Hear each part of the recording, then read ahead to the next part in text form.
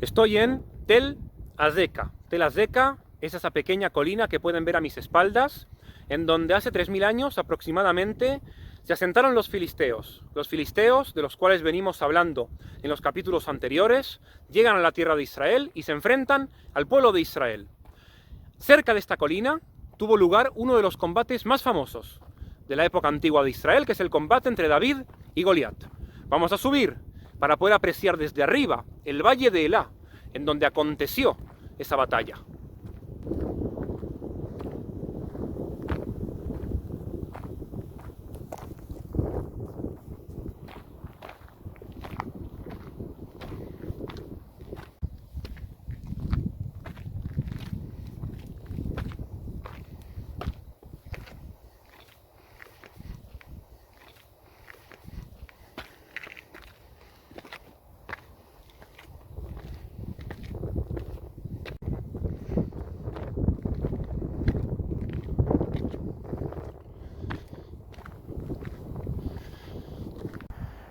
Y los filisteos reunieron sus ejércitos para la batalla y se agruparon en Soco, que pertenece a Judá, y acamparon entre Soco y Azeka.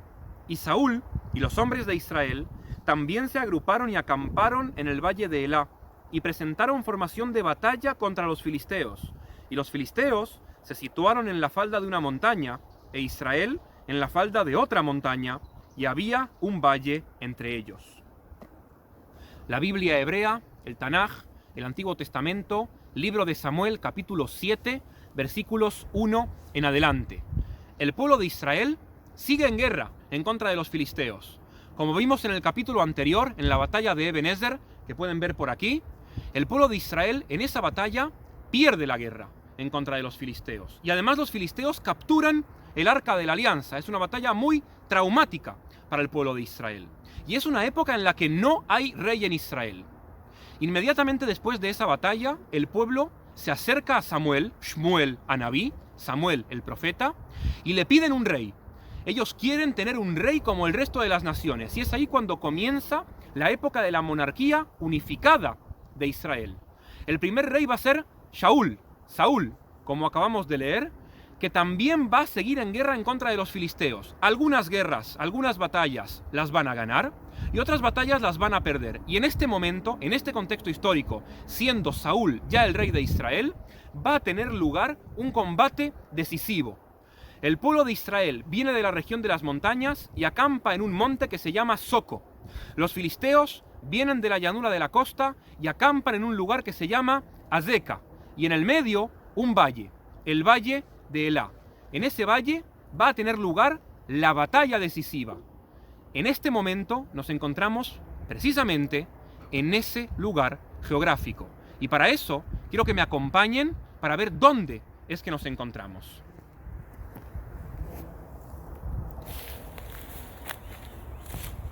Estamos nada más y nada menos que en una de las laderas del monte de Azeka. Ese monte que ven ahí es el monte de Azeka. Hoy en día, un yacimiento arqueológico muy importante para el entendimiento de la historia de la tierra de Israel en la antigüedad, que se llama Tel Azeka. Como acabamos de leer, los filisteos acampan en ese monte, en Azeka. En el medio podemos ver un valle. Ese valle es el valle de Elá. Es el valle que se encontraba entre medio de los dos montes, en donde va a tener lugar esa batalla decisiva. Y allá a lo lejos podemos ver en esa pequeña colina otro monte, que es el monte de Soco. Como acabamos de leer, el pueblo de Israel acampa en el monte, los filisteos en otro monte, y había un valle entre ellos, el valle de Elá. Ese es el valle en donde va a tener lugar el combate entre David y Goliat, un combate que va a ser decisivo para la historia antigua de Israel.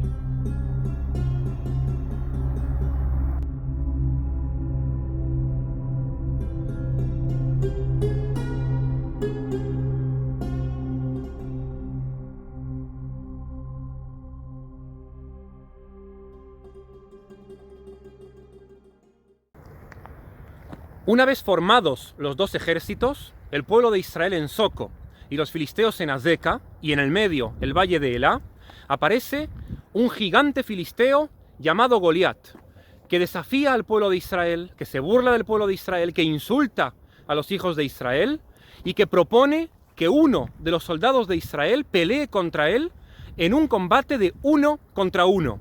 Pero nadie se atreve. Todo el mundo le tiene miedo a Goliat. Goliat era un héroe filisteo que había ya ganado muchas batallas en el pasado. Y así están durante varios días. Cada mañana Goliat se levantaba de su campamento y desafiaba al pueblo de Israel. Ni siquiera Saúl, que era el rey de Israel, se atrevía a pelear contra Goliat. Y es en ese contexto cuando aparece David. David, un joven pastor de 18 años, de la ciudad de Belén, de las colinas de Judá, viene al campo de batalla no para pelear, viene enviado por su padre para darle de comer a sus hermanos. 3 de sus hermanos, los mayores, estaban peleando con Saúl en la guerra contra los filisteos, y él viene para darles de comer, para traerles comida. Mientras les está dando comida, escucha en una de las mañanas que Goliat se burla del pueblo de Israel, se burla del Dios de Israel. Y es ahí cuando David decide que él va a ser el que se atreva a pelear contra Goliat. Todo el mundo se burla de él también dentro del campamento del pueblo de Israel, porque él no era un soldado, era un joven pastor.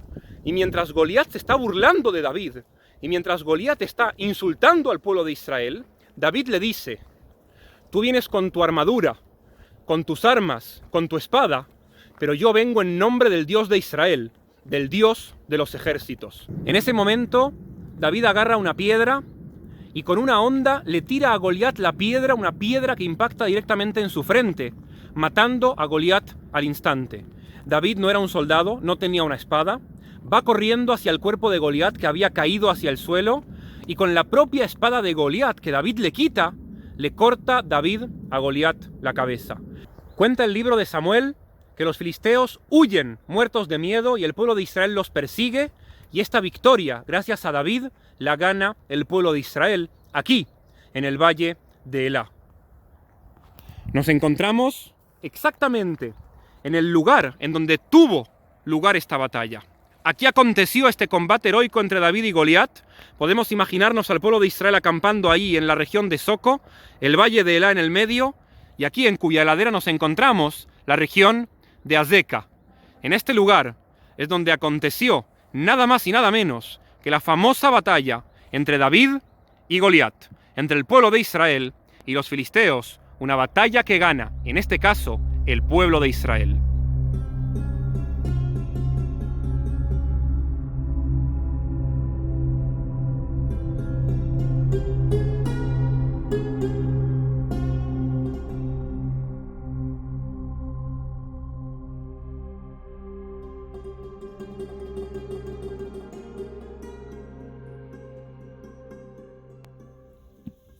Esto que acabamos de explicar, como ya dijimos, está en la Biblia hebrea, en el Tanaj, en el capítulo 17 del libro de Samuel.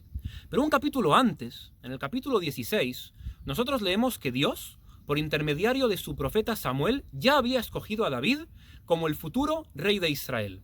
Es decir, en el momento en el que tiene lugar esta batalla entre David y Goliat, David ya es el rey de Israel. Lo que pasa es que como Saúl todavía está vivo, él no comienza a ejercer inmediatamente. Nadie lo sabe, solamente lo saben los que estuvieron involucrados, que son el propio David y el profeta Samuel. Aquí el mensaje que nos da el Tanaj, a mi modo de entender las cosas, es doble. Primero, el rey de Israel tiene que ser valiente, tiene que ser un héroe, tiene que saber matar a sus enemigos, como hace David, a diferencia de Saúl, que no se atreve a pelear contra Goliat, o a diferencia de los demás soldados del campamento de Israel, que tampoco se atreven a pelear contra Goliat. Viene David, sin ser soldado, muy joven, y él es el que tiene la valentía de pelear contra Goliat, y además logra matar a Goliat. Este es el primer mensaje. El rey de Israel tiene que ser un héroe, tiene que ser valiente, como David.